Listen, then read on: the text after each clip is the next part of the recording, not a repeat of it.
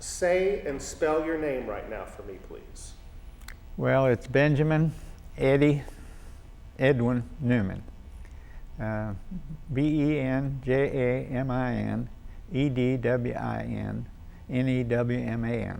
Okay. What were you doing in 1941 before Pearl Harbor was bombed?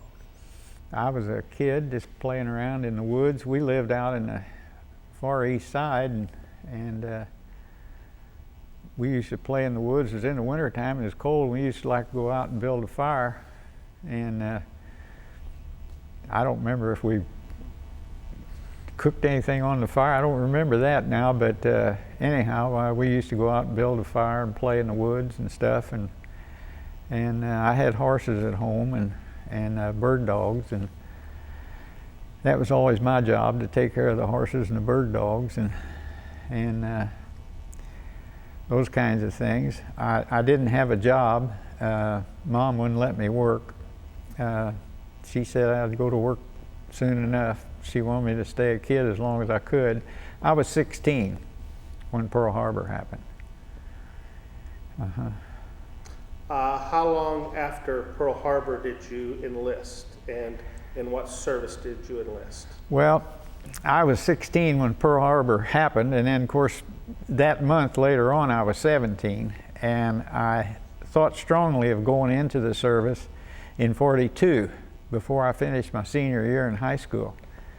And my grandpa kind of talked me out of that, and then the government changed things, that they didn't want you enlisting anymore at that age. They wanted you to finish high school, and then the draft would be initiated. So that's what happened. In January the 22nd was the day I graduated from high school, and I remember walking down Lodge Avenue and thinking, wouldn't it be something if my draft papers were in the mailbox? And I got home and looked, and they were in there the very day I graduated. And so I went in then in the service in April of 1943. And what branch of service did you enlist in? I enlisted in the Marines. Mm-hmm. And where did you go from there? Where did you take your basic training, and what happened from there? Well, from there I went to San Diego, and that's where the recruit depot is on the West Coast for the Marine Corps. And it was right in the town of San Diego. And so anyhow, I took my recruit training there, and then at that time they started granting a 10-day leave. When you finish boot camp, they give you a 10-day leave. Well, it's a 4-day trip on a train all the way from San Diego to Evansville, and I had 4 days going and 4 days going back, and it gave me about a day and a half in Evansville. And but I had a girlfriend in Evansville, and we felt pretty strong about each other. And so I had to come home and see her.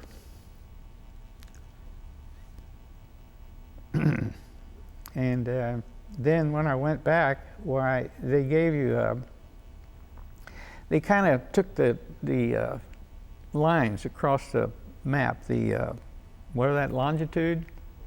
Okay, and we're pretty much on par with San Francisco. So they assigned me to the San Francisco area, which was Mare Island, California at the time, and they built ships there. It was north of San Francisco, Mare Island was, and they had a penitentiary there for government, for, you know, service people. And so I went on guard duty there. And, you know, a young kid like that on guard duty with a war going on, that's a little more than you can handle. And I didn't care for it at all. So I volunteered to go overseas as a replacement. And when I did, why, they sent me down to Camp Elliott, which is down near San Diego, to await being called up overseas. Well, in the meantime, the 4th Marine Division had moved from the East Coast to the West Coast. And when they came to the West Coast, they weren't a complete unit. Some of the unit had come down the Atlantic coast and gone through the Panama Canal and come up the California coast and everything to Camp Pendleton, and the rest of them had traveled by train across country. So anyway, I was assigned to the 4th Marine Division, so I didn't go overseas. I went to Camp Pendleton and took took training there, because I had no training, combat training or anything like that. I didn't, to have gone overseas would have been a stretch, but it happened. It happened. It just didn't happen to me that time. But anyhow, I joined them, I guess it must have been in about August or late July, and we went overseas then in January the 13th of 1944. And we went directly from San Diego. We stopped off at the Hawaiian Islands and got regrouped. Ships all got together and regrouped. And then we took off for Kwajalein, the 4th Division did. And we went right directly into combat. We never got off the ships at Maui. We never got off the ships or anything. We stayed on the ship. But we went directly to Kwajalein, and that wasn't much at all there. I was where I landed was the airfield, and there wasn't any Japs on the airfield. They'd all run over to the adjoining island, which had all the trees and all the cover on it, and they had their fortifications over there. So I didn't even get into much right there, but they had some excitement there on Kwajalein. They had a Marine threw a satchel charge inside of a torpedo storage dump, not knowing where he was throwing it, and it blew a hole in the ground about as big as this room here, about 30 feet deep. And I went over there to see that, because when that thing went off, I bounced on the ground, and I was half a mile away from it, and there was debris that fell on us over there from that, and it was a hole. I've got a picture of it at home. But anyhow, when that was over with, we went back to Maui, and we stayed on Maui. Then that was our home base, the 4th Marine Division's home base, and we trained there, and we did a lot of amphibious stuff there. Of course, we did that in California when I joined the 4th Marine Division. We were always out in the ocean, San Clemente Island, making landings and all that kind of stuff around there. But anyhow, in May of 44, we packed up and left Maui, went down to the dock and loaded up on the ships down there, and went up to Pearl Harbor and pulled in there and docked at Pearl City. And we stayed there at Pearl City for about 2 weeks, just docked there. And nobody said anything about where we were going any place, or if we were going any place or anything. But then anyhow, we pulled out of Pearl City and pulled on out of Pearl Harbor, got out in the ocean, and they told us we were going to Saipan. And that was pretty close to around the 1st of June, I guess, when we pulled out of there. Maybe a little bit earlier than that, because when we were on board ship heading for Saipan, there was a radio jeep anchored on the deck right there, and they were always getting Tokyo Rose and getting all the news and everything. And they got the news that they'd landed in Normandy, June the 6th. And so then we didn't get to Saipan until the 15th of June. And we landed there on the 15th of June. And that, for me, that lasted about 37 days. And I never missed a day. And I never missed a minute with the company.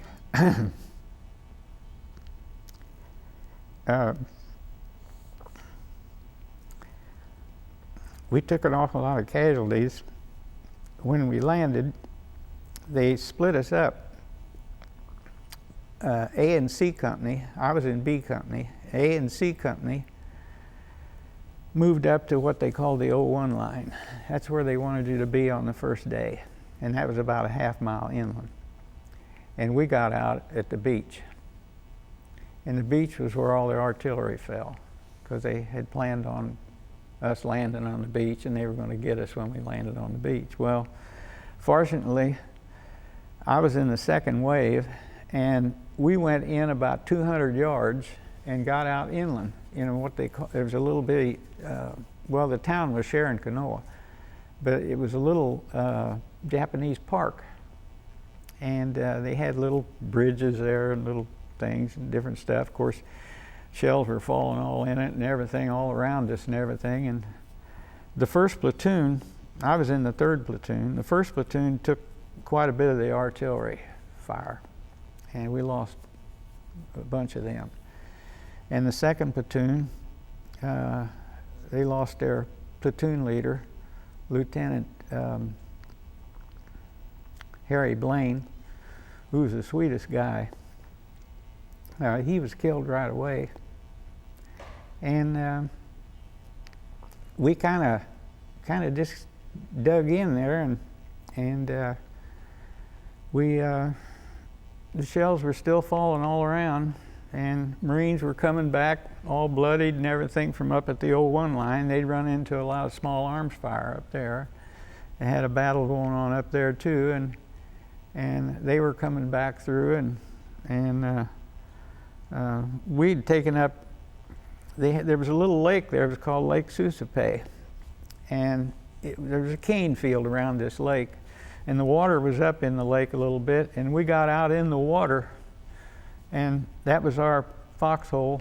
We sat in water for 2 days and 2 nights, and the shells, a lot of the mortar shells didn't go off when they hit that lake and that water. You'd just hear them go down in the mud and everything. Of course, a lot of times they'd go off and blow mud and dirt everywhere, and you could hear the ones going back to the beach, and there was a lot of them going back to the beach. But anyhow, I spent 2 nights in that place, and of course, we had to be awfully quiet because there was Japs running all over the place down there, and they were mostly observers and snipers is what they were. And you had to kind of watch it at night, stay awake at night. Well, my foxhole buddy that was with me he was the BAR-man, and I was his ammunition carrier. And anyhow, he had a habit of when he slept at night, having nightmares. And why they ever left him in the Marine Corps, I'll never understand. And that's what the doctors said about him when he wound up in the hospitals, that they don't understand how they ever let him stay in the Marine Corps. But he did. And when he had a nightmare, he used to get up and run. And he lost a bayonet one night. He took his bayonet and threw it somewhere and lost that. And he went out in the rain one night on Maui and laid out there in the rain till it finally woke him up, and he came back in and got back in his bunk. But then he was supposed to be sleeping, and I was watching. And we were sitting across from each other like this. And he started his nightmare routine. He's always chasing some guy. And he'd say, "Stop him, I say." He was the sweetest guy you ever wanted to know. But anyhow, he did this nightmare, and when he did, I just leaped right straight across right on top of him. And I got a hold of both of his biceps, and I put my chest right in his face. And I just held him as hard as I could because he was a lot stronger than I was. And I was pretty much of a lightweight. But anyhow, I held him down and held his arms and got him awake. And the next morning, a sergeant in the back behind us there said, "What's going on over there with you guys last night?" He says, "I almost shot you." And I never told him. We never said anything. We didn't tell him he had a nightmare or anything. We just didn't say anything because we didn't particularly care for him anyhow. And he was the one that I had my dad sent me a .45 pistol. It was a government issue pistol from World War I imagine. And the parts in it were kind of worn. And the hammer didn't always stay back. When you pulled the hammer back to fire that first round, sometimes that hammer wouldn't stay back real good, and you had to kind of make sure it locked in place and where you were aiming it when you were doing all that. So anyhow, I tried to get it fixed before we went overseas, and you couldn't take it to the armorer there and just turn it over to him, because you'd never see it again if you did. So I held on to it, and finally one of the corporals there knew I had it, and he said, well, let me take a look at it. So he worked on it.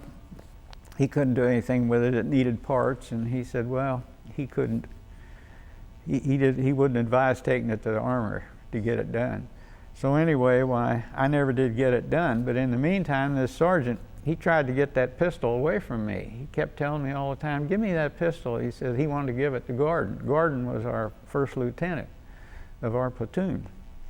And I didn't really care that much for him either. I didn't think he was that good of a man. He was a good man, but he just didn't handle these people right.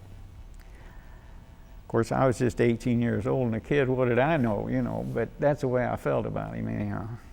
And so anyhow,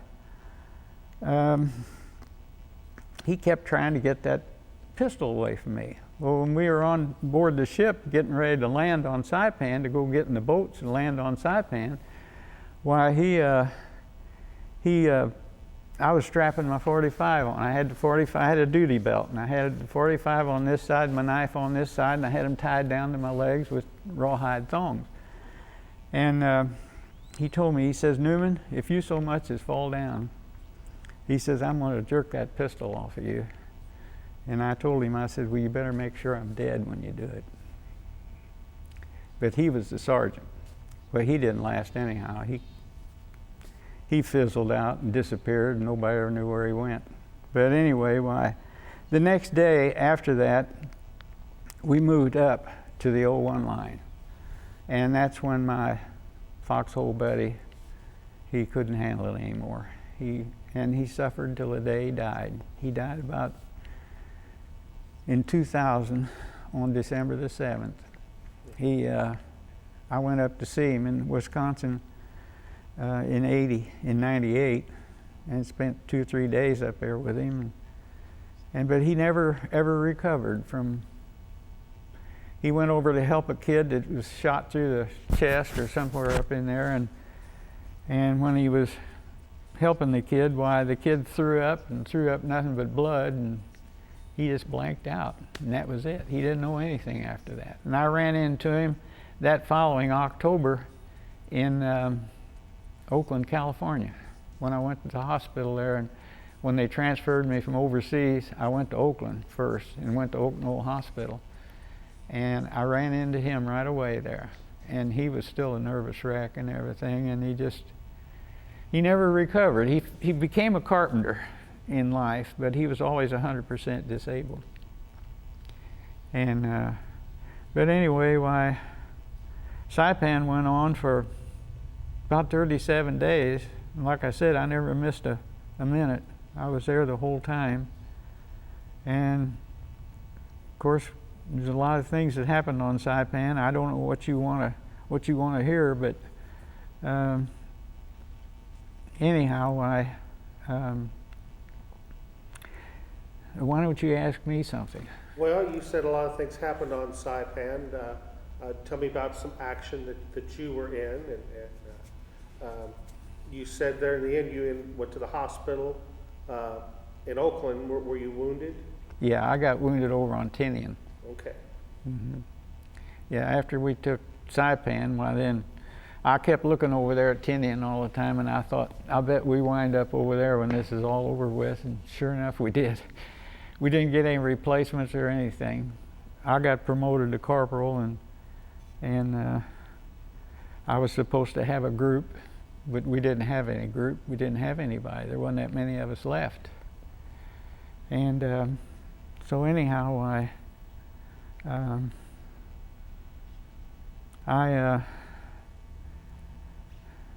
when we went, a lot of things happened on Saipan.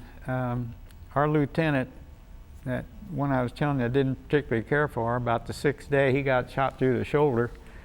And that was a kind of a bad day for us too. We lost about 6 or 8 more men that day. But we went down into this palm grove, and when we got in that thing, the Japs were all dug in down there and just waiting for us. And of course, when I got down there, I had the BAR by that time. I took Erdman's BAR, and I had that, so I didn't have it. Well, I had the Indian chief was supposed to be my ammunition carrier. Chief was an old-time Marine, and he'd been busted so many times it was pathetic. But I don't even know if he was a PFC at that time. He might have just been a private, I don't know. But he was my ammunition carrier. Well, when we approached this thing, we came through a kind of a weed field like down there. Most of the fields were cane, but this was weeds kind of. And we got down into this thing and approached this we called it Baker's Knoll. I was in B Company. And but anyhow, as we approached this thing, the fireworks started. So I was in the back row. There's guys in front of me, and then I was kind of in the back row. So I kind of skirted around to the left and went around that way. And Chief went on ahead straight. Well, Chief got in there and he got killed. Took a bullet right through the head. And so when I skirted around to the left, I ran into several of my buddies over there, and one of them was laying on the ground crying. And I asked him, what's the matter? Well, I never saw him again after that. They took him back. I guess he was, I don't know what you call it. But anyhow, for short, we called it cracking up.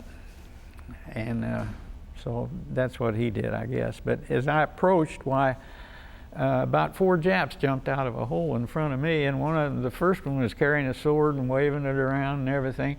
And there was 2 or 3 guys in front of me there over to the side, and they killed all 4 of them Japs.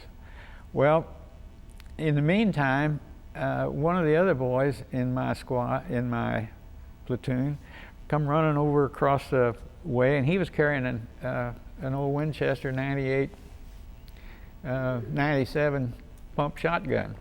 And it was loaded with double-aught buckshot. Well, as he was running across there, he stopped and blam, in the ground. They were all in the ground down. You couldn't see them. And didn't know they were there. And when he was running, he stepped over one and turned around and shot him. So he ran up behind this coconut tree. And that coconut tree was right in front of me right there. And when he got up behind that coconut tree, all of a sudden he threw both hands up in the air like that and fell straight back on his back. And he was laying on the ground. He was trying to get his harness off of his shoulders. And the corpsman come running up there to him. And that corpsman sat down with his back to that coconut tree and was checking on Dudman, was this boy's name. He was a Mormon. And he was checking on him. And all of a sudden he picked up his carbine, turned around, and blam, it was run right behind him, behind that coconut tree. So the corpsman got him, and then he worked on Dudman and sent Dudman back, but I think he died in the Jeep going back to the beach. I think he didn't make it. He got shot down through here somewhere, and it came out under his arm up here. And anyhow, I moved on into that area then, and when I did, I was looking around for something to get behind, and there wasn't much stuff laying around anywhere, but there was this dead cow laying over there. It was an oxen. You've seen these oxens with kind of the pointed back horns. They had a lot of them there, and they used them for plowing and pulling carts and everything. We had one, our company had one, that carried the packs and different stuff on them, and around and followed us wherever we went. But anyway, there was about 4 Marines behind that cow. So I went over and I got right at his tail. The cow was laying with his legs out like that, and he'd been dead a couple, 2 or 3 days because he was pretty swollen and everything. And then I got there by his tail, and while we were there, man, the Japs opened up on us with a machine gun somewhere, and they just literally raked that whole area. And one of the boys shot him right through the cheeks of his behind, and he was bleeding like crazy in there and jumping around. And there was a lieutenant behind that cow up near his head, and a bullet went through his helmet and grazed the top of his head, and he flopped around like a chicken with his head chopped off. And finally, the guy sitting next to me was Titter. It was old George Titter, and he was in my group. And George grabbed hold of that lieutenant and pulled him over there and knocked his helmet off and rubbed the top of his head, and he says, "You're all right." He says, "You didn't get hit." So that lieutenant had a big smile on his face. I remember seeing that, but then I didn't see him anymore. He disappeared. And then this boy was crying back there, got shot through the rear end and everything. And Titter said, "Eddie," he says, "you bring my belt out and my BAR when you come out of here." And he says, "I'm going to carry him out of here." So he picked him up, threw him across his shoulder and carried him out, and I covered him while he was gone. And nothing went on. There was 4 tanks with us in this area that were going through there. They were our tanks. And they were firing that 75. If they saw something where there's really something going on, they'd fire that 75 in there. And that machine gun, the guy held that trigger down on that machine gun, and that thing was going all the time. So you had to wave to him, let him know where you were. And so anyhow, I waved to that tank a couple of times, and he knew where I was. And while I was doing that, about as far as from me to that boy right there standing, all of a sudden this helmet come up out of the ground. And he came right on up. And he was looking that way, and I was at right angles to him, but he was looking the other way, the way we came down. He didn't know I was over there behind that cow. So anyhow, I lined up on him, but all I did was look down the barrel. This was the first time I fired a shot, and I just was, well, I guess it was just, you get a little buck fever or something when you do that. But anyway, I fired at him, but I missed him. I hit in the dirt in front of him. And he went back down in the hole. So I thought, well, this ain't going to happen again. And what happened was my BAR jammed too.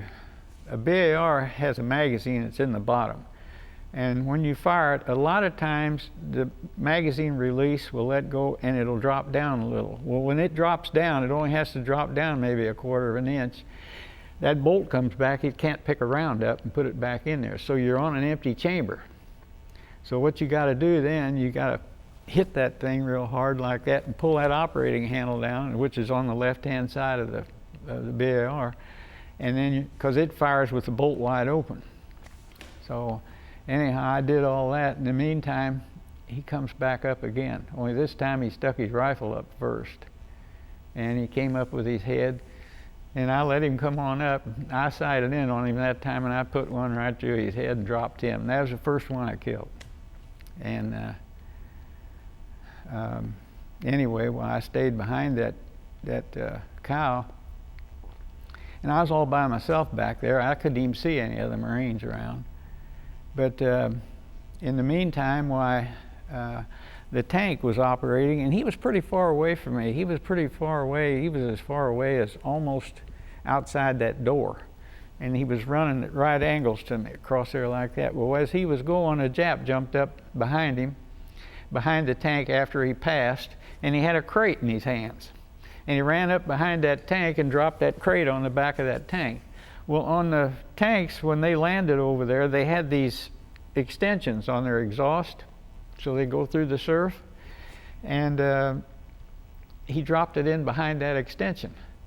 Well, I didn't think anything about it, but I got to my knees as fast as I could, because it's hard to fire a BAR laying down flat on the ground. There's too much weight there, and it's too hard to handle. So I got on my knees and fired 2 or 3 rounds at him down there, and he dropped, but I don't know if I hit him or not. But he already did the dirty work before I did that. But I didn't think about that thing being a charge that he put on there. I didn't know what it was. Well, the tank made a right turn and headed toward me. So as he got up close to me, I waved to the guy to make sure I was in there. He knew where I was. And he kept on coming. And he got pulled right alongside of me. And I could reach out and touch him. He was that close. He just cleared the cows behind back there. And I could reach out and touch him. And the tank got about 2/3 of the way past me, and it blew.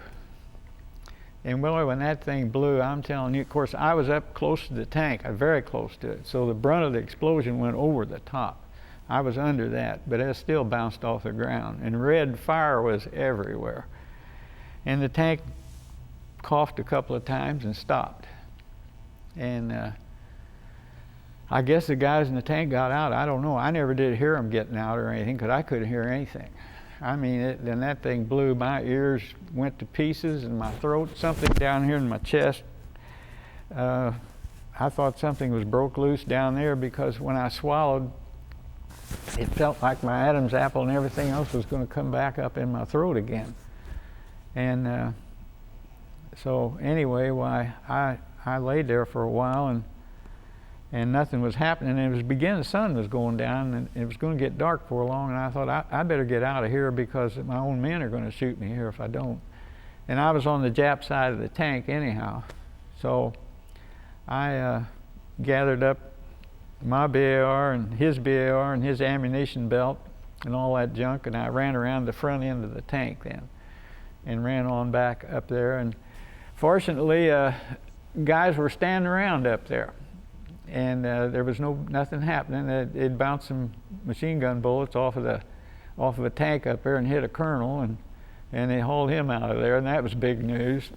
And so anyhow, I went on out, and then that night we've set up a kind of a little defense along the area where we moved down into that area and watched it that night. And one come running down a hill at night, and the destroyers out in the ocean were firing these big star shells, and it just light the place up like daylight. So you don't want to look up when you see one of those. You want to keep your head down and just look around the brim of your helmet if you can, because your face lights up like that light right there if you look up, and they can see as plain as day at night. So you don't ever want to look at a star shell. So I saw one out there running around, and I knocked him down. And then the next day we went up. They put us in front of there was a battery of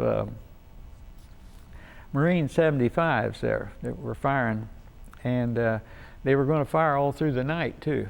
They were shooting up on the mountain. That's where all the Japs and most of them had retreated to, was the mountain. And so we went up there and got in front of their artillery pieces and spread out in front of it. So if anybody did come at them, well, they'd have to go through us first. But anyhow, when they fired those batteries, my chest jumped every time when they did that. And even when I fired my BAR, it jumped. And that lasted for about 2 weeks. And I don't know what it was. Whatever it was finally tightened up again, I guess, but because it never bothered me anymore. But anyway, then we were pretty well shot up. We didn't have very many people at all, so they were using us mainly to fill in at night. If they had a place in the line somewhere that needed filling in, why, we'd fill in. And we were the extreme left flank of the whole 4th Division. And my company was the extreme left flank of the 4th Division. I mean extreme. There wasn't anybody after us. And the 2nd Division wasn't tied into us. The 2nd Division landed there too, but they weren't tied into us because they were going through that mountain. And they couldn't keep up with us. So anyhow, they used to call us out late in the afternoon and say, you got to fill in over here somewhere. Well, that meant you had to hustle over there. We just run you to death. And hot, my God, it was hot there. The sweat, the run off of you, it'd run off a stream off the ends of your fingers. And your hands would get all warped and everything like you'd been in water all day from the sweat. And mosquitoes would carry off at night. And we had these little bottles of scat they gave us. I always kept my sleeves rolled up about here on both sides. And my blouse, the top button, second button, I always kept open on it. And both knees went out of my pants pretty early. And I got sunburned on both knees so bad it was really burnt bad. And from here down was burnt, and my neck right here was all burnt for three or four summers after I got home. I always had 2 different colors of skin, from here down and up. It was strange looking. And these things here stayed brown for years. The brown wouldn't go away on them. It was burnt in there so hard. But anyhow, we kept that up, and then of course we didn't have a lieutenant even for our platoon, and they didn't have a sergeant. Our sergeant was killed. On the first day, he got shot through the arm. He went out on a ship and got healed up and came back. And the first day he was back, I asked him, I said, "Why the heck did you come back?" And he says, "I just wanted to come back. I wanted to be here with the boys." And I said, "Well," I said, "if you got out of that once, you ought to stayed out of it." And he got killed that day. A sniper shot him right through the heart. I wasn't next to him when it happened. They'd sent us on up ahead somewhere to go up and scout around and check on some stuff, and he was standing back there and with some other guys, and sniper killed him. So we didn't have any leadership at all. We pretty much were on our own. And then finally they assigned us a lieutenant, Lieutenant Walker, and he was a nice guy. He was a real nice guy. I think I could have really followed him anywhere. But anyway, when he first got there, he took off marching down a road one day, and goddamn, us guys had been up here running all over that place all that time, and our guy from headquarters that drove the Jeep, he brought some 10-in-1 rations up there to us. Well, good night. We'd been eating them little old canned rations and things, and in a cardboard box. It was terrible stuff, to eat. And these 10-in-1 rations had preserved green beans and peas and corn and bread and everything in it. But they were in a cardboard box about like that, and you had to carry them. So we were carrying those damn boxes of let's see, they called those 10-in-1s, 10-in-1 rations. We were carrying those. They'd swiped them from the Army. The Army was on the island too. And they'd swiped those from the Army, he said, and brought them up there to us, and we were just hoping we could get to a spot where we could build a fire that night or something, and you could always use a helmet for a pot or something if you had to cook some green beans or something in. And so anyway, I always saved a canteen of water. We got 2 canteens of water a day, and I didn't drink more than 1 canteen because I thought, well, if they don't come up the second day, and I probably says, I won't have one, so I'm going to hang on to 1. So I kept 1 in reserve all the time. And so anyway, we always had water, and we didn't have those 10-in-1 rations but a couple of times. But now this lieutenant was hot-footing it down the road here, and finally a couple of guys in the back said, "Hey, tell that son of a bitch to slow down back there. We can't go on like this." So he did. He slowed down, and he looked around kind of surprised, and so he slowed his gait down. And then we went into attack one day and went down this hill, and there was a lot of tree stumps. They just it was a hill facing the ocean out over the lagoon and everything where we landed, where we came into the island. And I guess they suspected at the time there might be a landing there, and that'd be an ideal place for a sniper to be. And they had brush piled up in front of these stumps, and it was on the side of a hill, and they had this brush piled up on the ocean side of these things, and they sent us down through this. Well, heck, the guys in my outfit, they all got, and they started walking down there, and they walked right by those damn stumps. I thought, there's something not right here. I don't like the looks of them stumps. And so I hung back, and they got out in front of me about as far away as from here to that chair over there, and as I was coming down there, I was kind of walking kind of slow and watching this stump. Here come a rifle barrel right between 2 sticks on that stump. So I took a couple of quick steps and turned around and let them have about 4 rounds in that hole. And they started screaming in there and killed themselves with grenades, finished themselves off with grenades. And of course that lieutenant was one of them that was out in front of me there. That lieutenant looked around. You could have bought all them guys for $25. And they just didn't know what to say, didn't know what to think or anything else. But I guarantee you those tree stumps were checked out after that. And we didn't get down that hill very far that day, and they called us back. Now, why they called us back, I never knew. This is a part that's always been a mystery to me, and I would have liked to have known more about what their reasoning was. But they called us back. We went back up the hill and got up on the flat up there, and we just take a break, you know. So we were all taking a break, and it was in the afternoon by that time, and it must have been about mid-afternoon. And anyhow, this Lieutenant Walker came walking back past, and he came over to me and he said, "Newman, bring your BAR and come with me." So I grabbed my BAR and jumped on my feet, and he took off walking through the company. We walked through the whole company, out in front and down the hill. We went on down the hill and on down. And right at the side of this hill was kind of an outcropping like this right here that went around, and it ground on top of it, but not much. It was kind of open in the top. But down this hill, at the bottom, there was a brush pile. It wasn't a brush pile, it was brush stacked all the way about as far as from here to that wall over there. It was a pretty long pile of brush. And it was pretty high. It was stacked up about that high and thick, very thick. You couldn't see through it.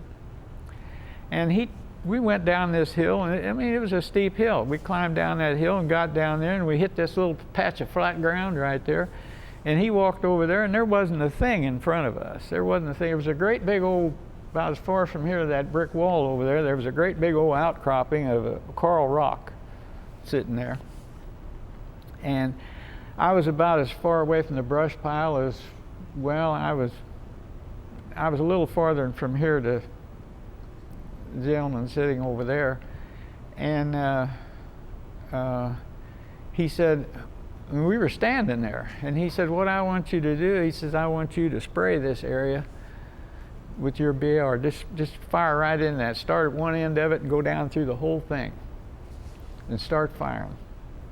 Well, I had every magazine was full. I had 3 on this side and 3 on this side and 1 in the BAR. And there was 3 pockets with 2 magazines in there, and there was 20 rounds each in each one of those. So I got down on my knees, because you can handle that BAR better that way. I'm down on the ground. If I dropped a magazine, I could pick it up real quick. And I had this duty belt around here, and I had my cartridge belt for the BAR had suspenders on it because it was so heavy, and had it over my shoulders. And I had these 2 buttons loose on my blouse up here.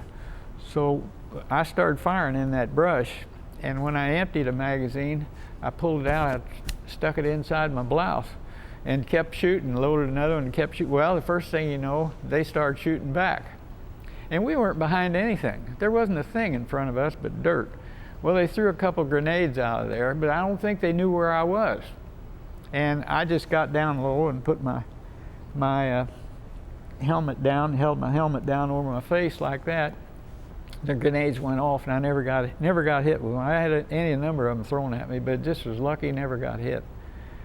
And but anyhow, I got back up and started firing again. Well, wherever anything came over that brush pile, that's where I let it have it. And they had these little knee mortars, they called them. It's a mortar. It's on a rod, and it's got a thing you can put against a tree trunk or something like that, and it's got a tube right here, and it's got a trigger. And they put those projectiles in there, and they fire that trigger, and it fires that thing. Well, it comes out like a football, just spiraling in the air. The projectile is about that long and looked like it was about that big around. It just come out like a football. Well, wherever one of those came up, I let them have it. And I finally stopped that. They didn't come out anymore. But they were going by. We were so close to them, they couldn't hit us with them because we were too close to them. They'd hit themselves trying to hit us. And so anyhow, I kept on shooting. I don't know how many magazines I used, but I never let up. I just kept shooting. And first thing you know, I heard a bunch of rustling behind me. And I looked back, and it was 3 guys from up on the hill up there. The lieutenant was behind me, he had his hands on my shoulders and was pointing to me where he wanted to fire, where something happened, and I would fire there. Or I would fire where I wanted to fire if I saw something. It was, it was just that way. But he hadn't said anything to me for a while, and I didn't think anything about it. But when I looked around, he was laying on the ground behind me. He got shot through the face. And he was laying on his back, just laying there like that. And these 3 guys up there saw him get hit, so they come running down there, and they got a hold of him. I remember this one fella said to me, he said, "Keep shooting, kid, keep shooting." So I just kept shooting in that brush, and they grabbed a hold of him and drug him back up the hill. And there I was by myself again. I always wound up by myself. I don't know why I did, but I was always by myself. And there I was down there by myself again. And anyhow, a little while later, the sun was getting down. It was getting down, and it was time to get the hell out of there. And I hated to just turn around and run up there because I couldn't see them back there. I didn't know if they had a trench back there and was laying down in the trench or what was going on. So anyhow, this kid came down there, and all he had was a carbine. And he came down and he says, "I'm going to help you get out." He says, "You go ahead and get out and I'll cover you." I turned around, I looked at him, and I says, "Get your ass back up that hill." So he turned around and ran back up the hill, and I turned around and went with him, and I just knew I was going to get it in the back before I got to the top. But I didn't. There wasn't a shot fired or anything. And next day we went down there into that area. And I didn't go back behind the brush, but I was down at the end of it, and I looked down there just to see what was going on. There was about 4 or 5 of them dead ones laying down there. And there was this Jap sergeant sitting there in front of me. He'd gotten shot through both legs. He couldn't walk. And then there was another dead one that tried to crawl back up into this cave. He died on his way up there. And he had they all carried a satchel. And in that satchel they carried their grenades in. And they just went around their shoulder. And he was laying there, and that satchel was laying right there by him. And then there was another one up there, sitting up there, that wouldn't stand up. Couldn't see anything wrong with him. Don't know whether he was shot somewhere or what, but there was no blood on him or anything. He just wouldn't stand up. He wouldn't do anything. He'd just sit there and stare like that. So they brought him down the hill, and back in this cave there, the Jap soldiers, and there was a bunch of civilians in there with them. So they brought those civilians out and got them up the hill. And then they got this Jap out that wouldn't talk or wouldn't stand up or anything. He'd just sit and scoot. Well, they started bringing him down the hill, and he had to pass that dead body. Well, I knew good and well that satchel right there had grenades in it, and I knew good and well he's going to reach over there and get in that thing, sure as shooting. And this kid that was bringing him down the hill, he wasn't paying any attention. He was looking around, looking back up at the cave and one thing and another. And so I watched it. He got down there, and sure enough, his hand went over and he reached in there, and I said, "Hey," hollered at him, and he put his foot and shoved him on down the hill, and he slid down the hill. And but somebody took him off the side and shot him, I think. It wasn't me. I wasn't too good at doing that. But anyhow,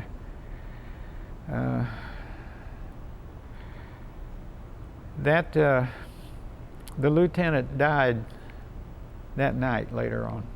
That night he died. I don't know if he made it to the Jeep or not, but I saw him up there. They had him propped up against a tree trunk.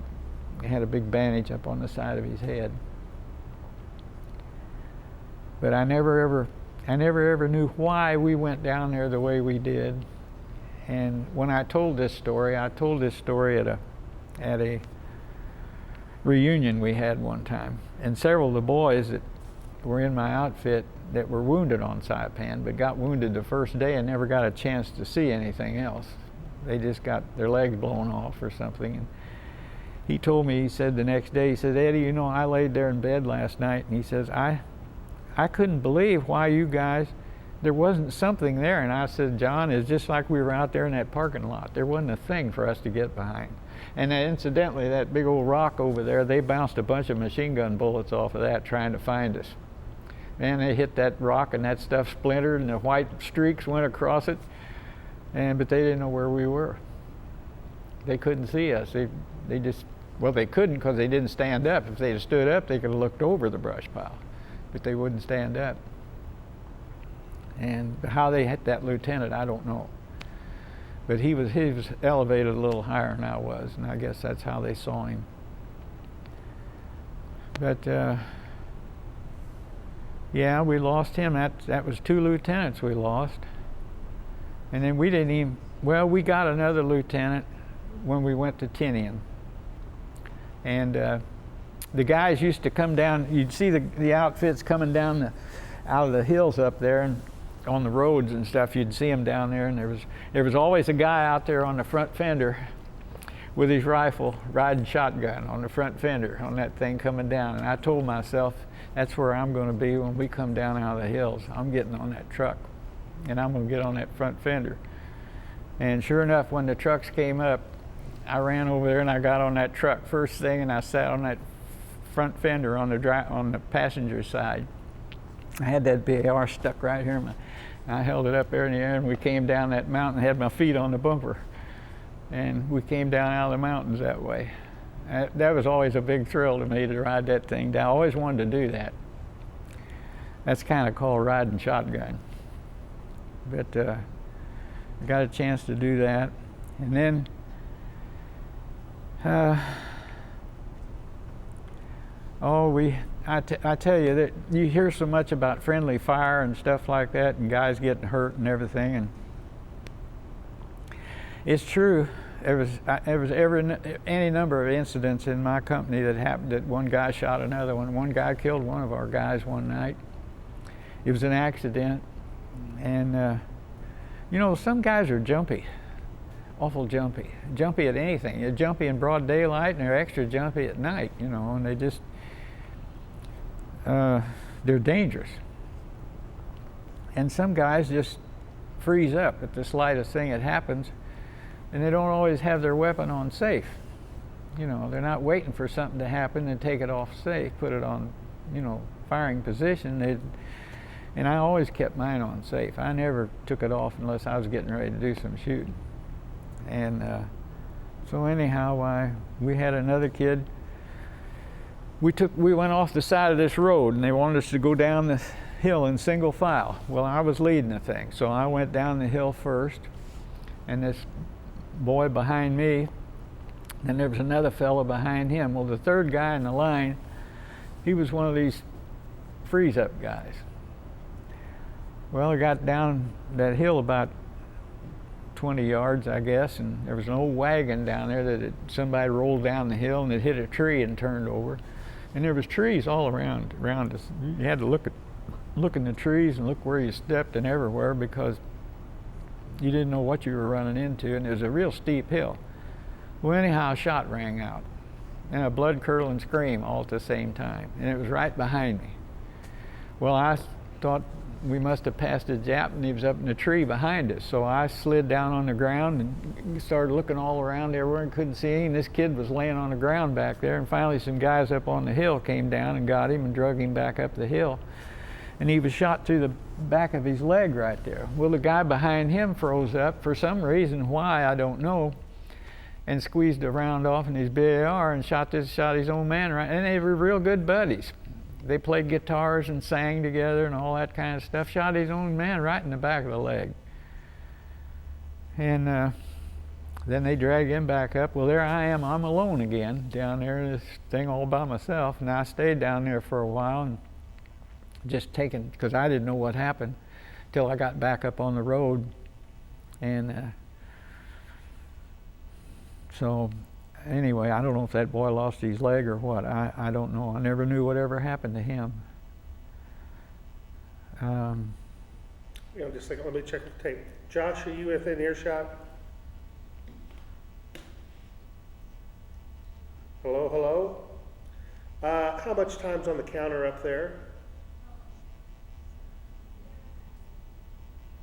Okay, let's go and put in that second tape. Do you see it there? It's labeled War Testimonial.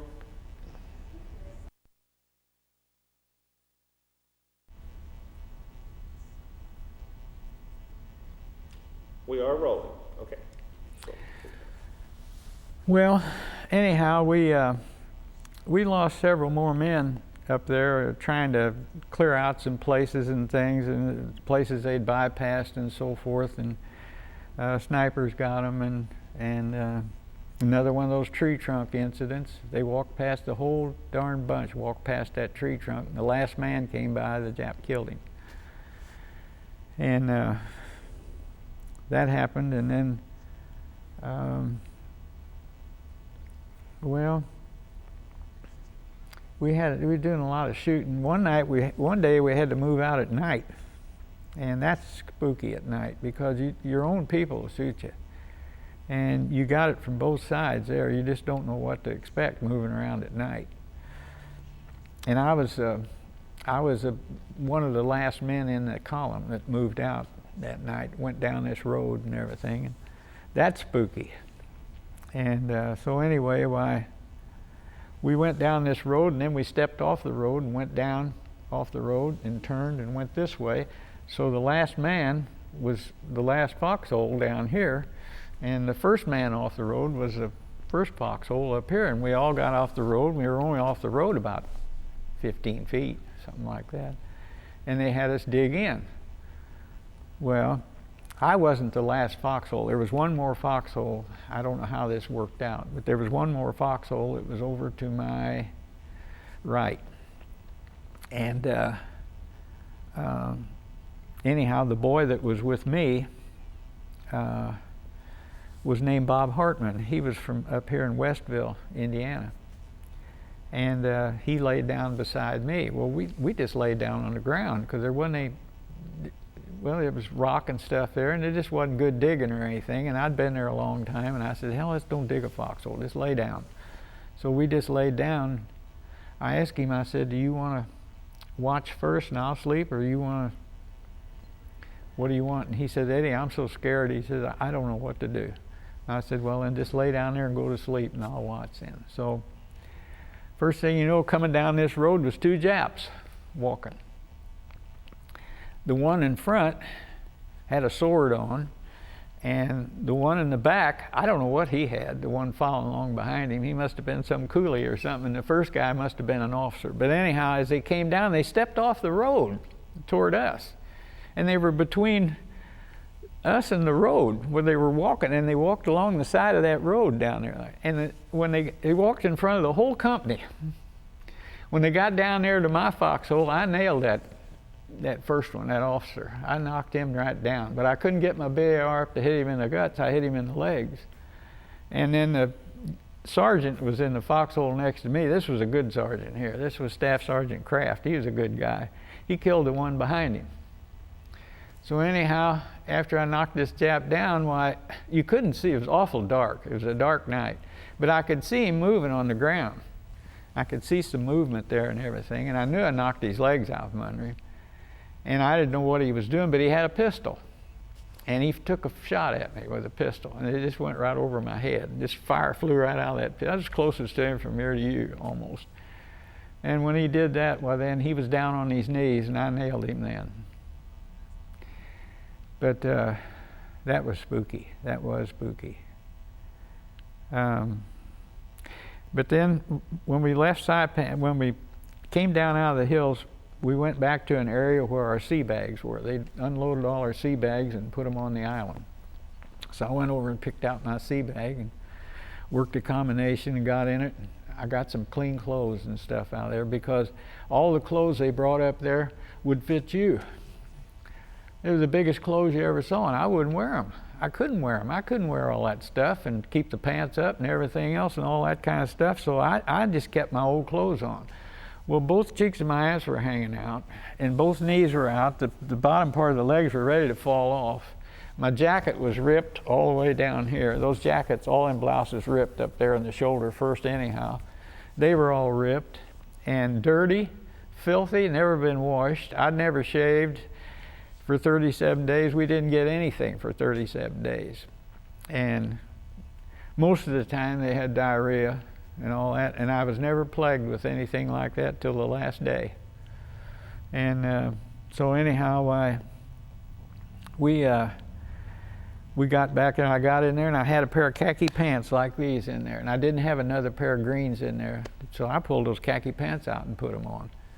And I had another blouse in there, so I got a clean blouse out and put it on, got some clean socks, and my feet were terrible. My feet were nearly rotted off.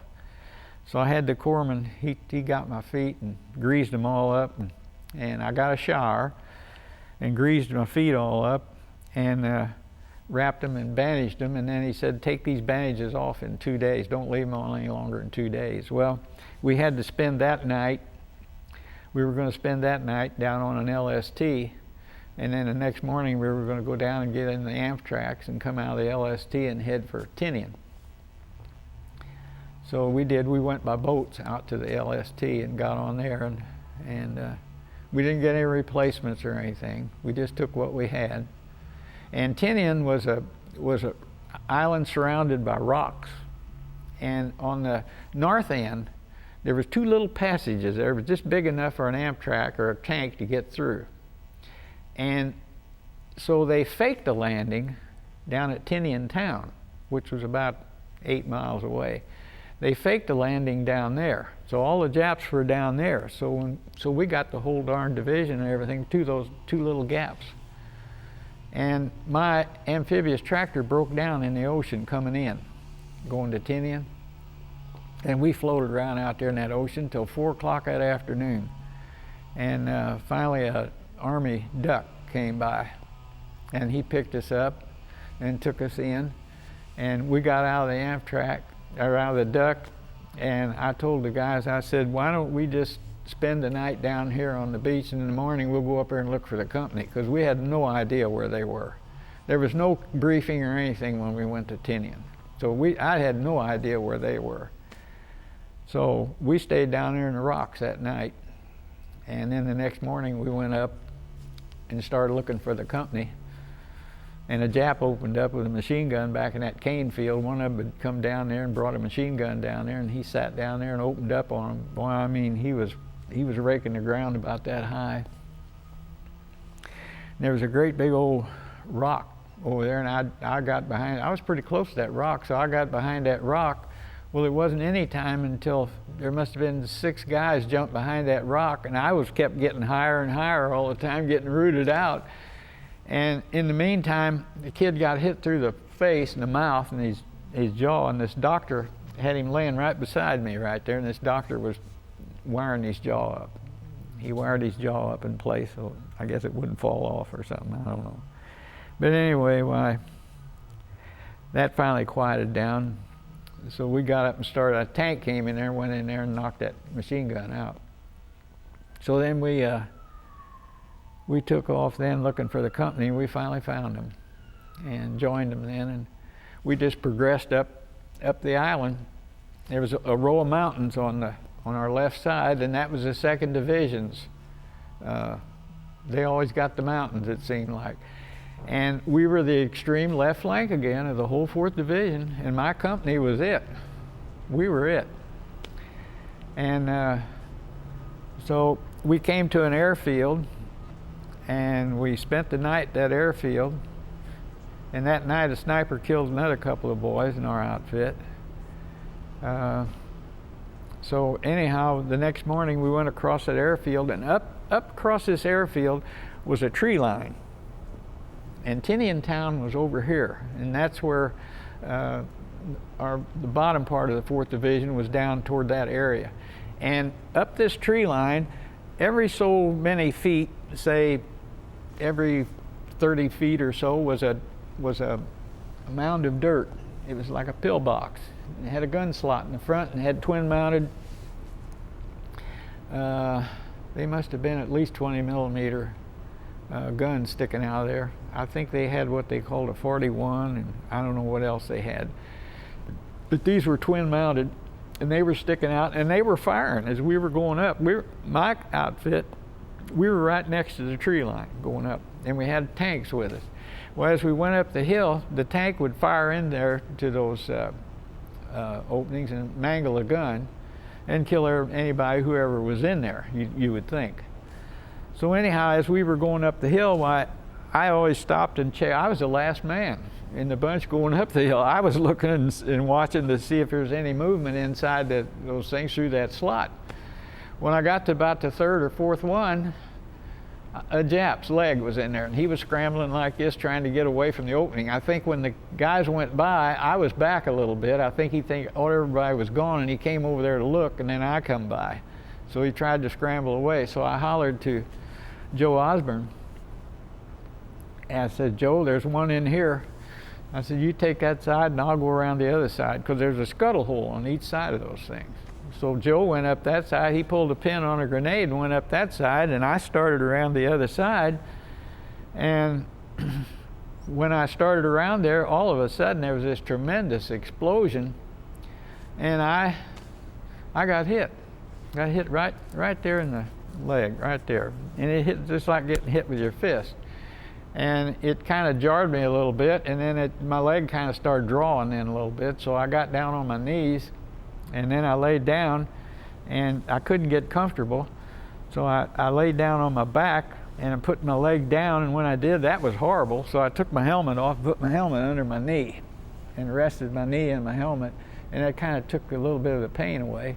So I laid there on the ground, and the BAR was laying there, so I picked it up, and about that time, machine gun bullets come flying through there. I mean, they were just kicking all around. And this kid had run over to me to see what was the matter.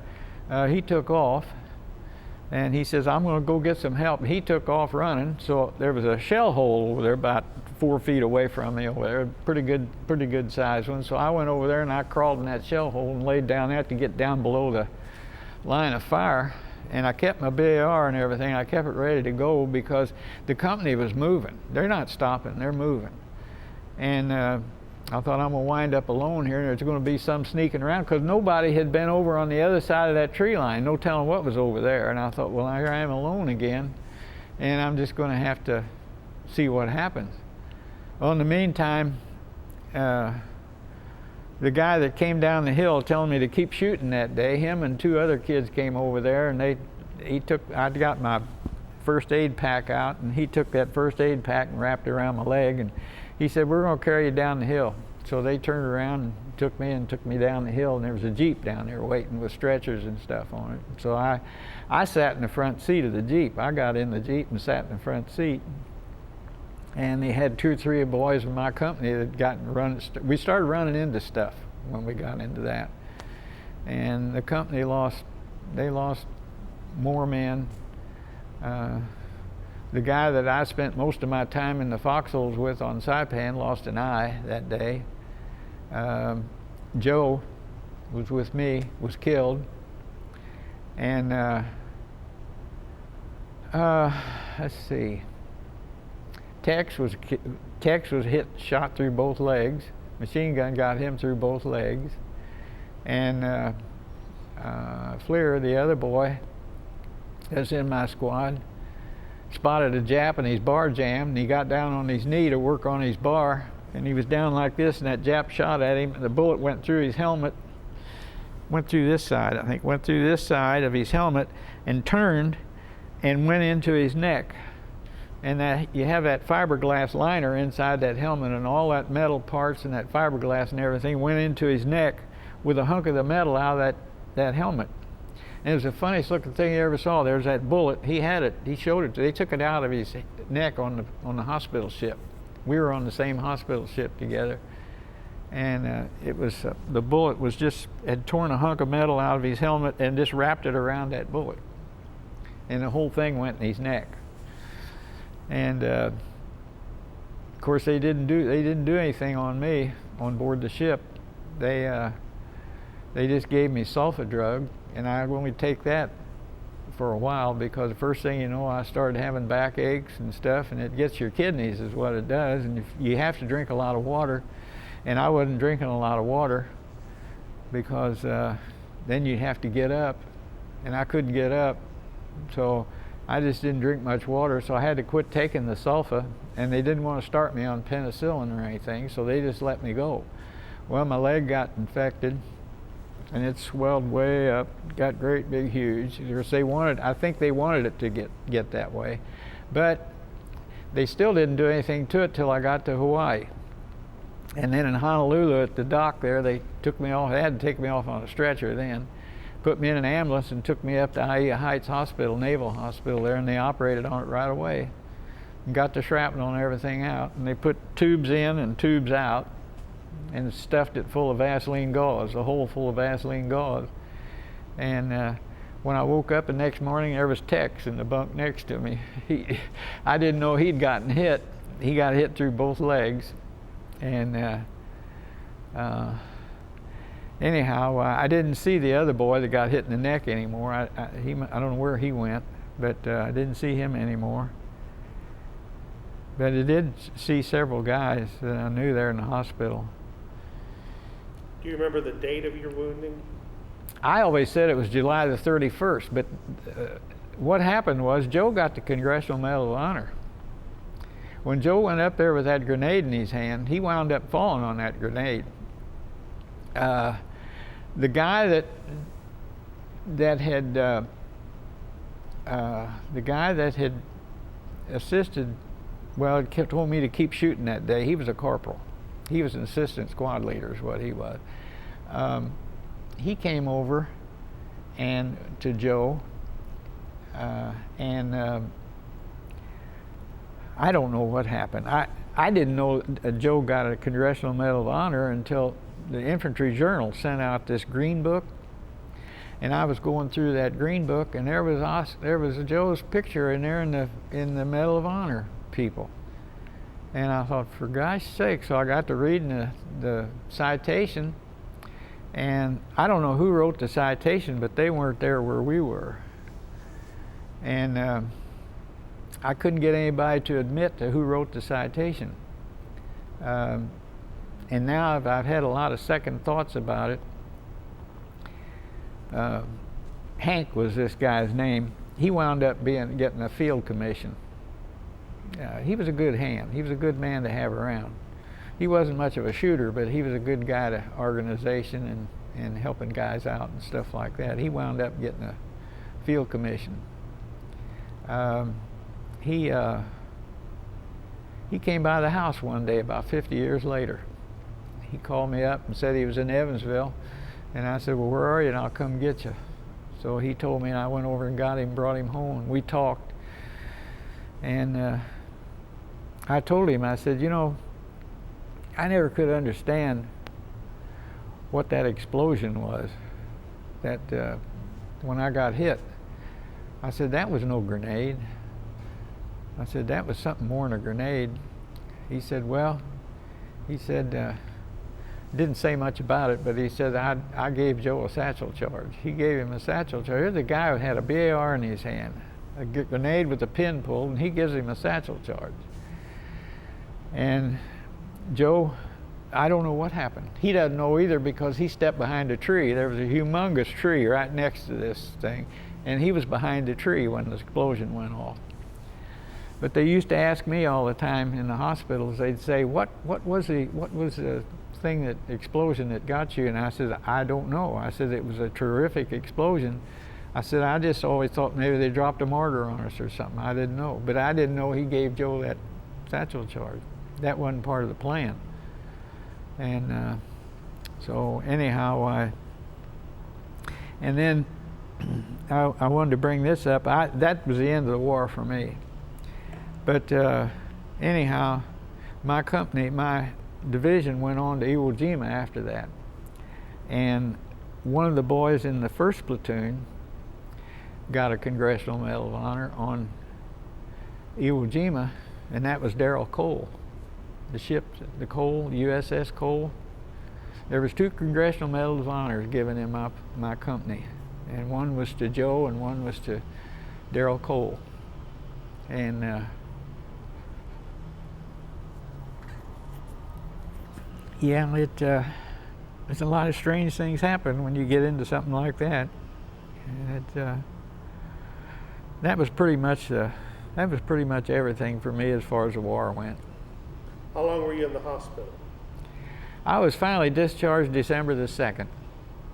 I thought I was wounded on the 31st of July, but in the citation they had the 30th of July, so I could have been wrong a day. I was counting back days and things, and I was pretty good at counting back days. At that time, I could tell you every day it happened on Saipan. I can't do that anymore because there's some blank spaces I can't fill in, but I can remember pretty darn good. And I know I met some boys. Joe had a ship named after him, the USS Osborne. It was a destroyer, and the destroyer president of their association put a note in our 4th Division, wanting to know anybody that had any information on Joe Osborne. They wanted to know something about Joe for their ship.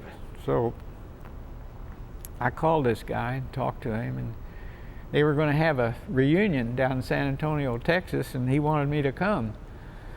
And I said, well, I've got 3 other friends that were in the same squad with Joe. And so he said, well, who are they? And I gave him their names and addresses, and they called them. And then when he told me he wanted me to come down there to their reunion, I got a hold of the techs and the one in Denver and the one in Arizona. And I had a tough time doing it, but I talked them into us all going there. So the 4 of us met there in San Antonio at that reunion. And of course they treated us like kings and everything. A bunch of sailors did, and it was real nice. And they wanted to hear our stories and things, and we all told the stories. And they got the newspaper there and had the newspaper interview us and everything and so forth. And that was nice. And we were made honorary members of their association.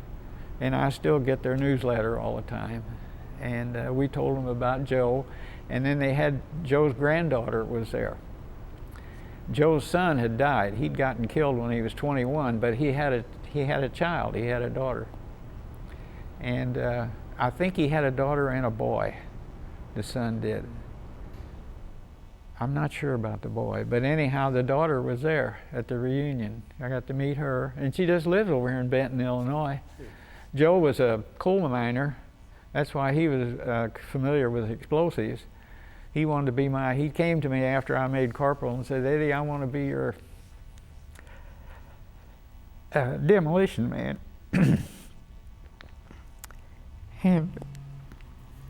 But anyway,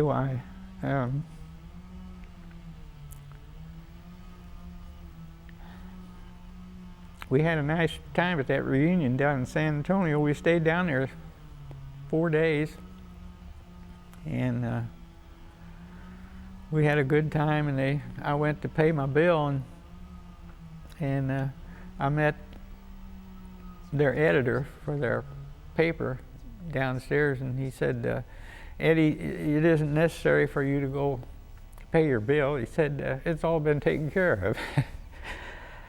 So they paid all 4 of us his way down there, and they took up a collection that night. They had a bunch of people there because this ship had had a lot of people as crews over the years. It was finally scrapped in 75, I think. It was built in 45 and commissioned in 46, I believe, and then it stayed on till 75, and they scrapped it. And but anyhow, so many of the guys had said, well, they'd always sat there and looked at that bronze plaque as Joe, and they just wondered who he was because they didn't know anything about him. And he was a nice fellow. I had nothing but nice fellows in the Marine Corps. And it's kind of hard to talk about sometimes. But anyway, I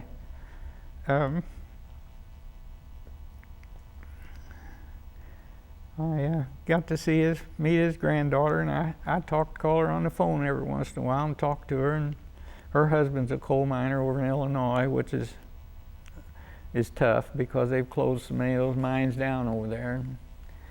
But he lives in Benton, and I guess they've still got a mine maybe open there somewhere because he's still working there. And well, we've about filled up our 90 minutes that the government has allotted. Can I ask just a couple quick questions? Yes, you can. When you were on the first island and you were in the water, the Foxhole. Mm-hmm. Mm-hmm. What was the man's name that you were in sharing the Foxhole? What was what? What was the man's name that you were sharing the Foxhole with? Oh, 8th and Erdman. Mm-hmm. And how did you sleep and survive in that environment? We just sat up all the time. We had crane piled over the top of us, and the rats run across the cane. One night, one got on my helmet, came down my helmet, and got on my shoulder, and I just kind of shrugged my shoulder a little bit, and he crawled back up my helmet and went back in the cane. Yeah. Conditions just sounded horrible to me. Yeah. Well, it was. That was pretty bad in that water. That And was. was the U.S. Cole named for that man? Uh-huh. For that. And that's the one that. That's the one that the got terrorist bombed at over. Yemen. Mm-hmm. Josh? Oh my goodness sakes. Yeah. Hello, Josh? Yeah. You may stop tape and stop the Omni on record, please.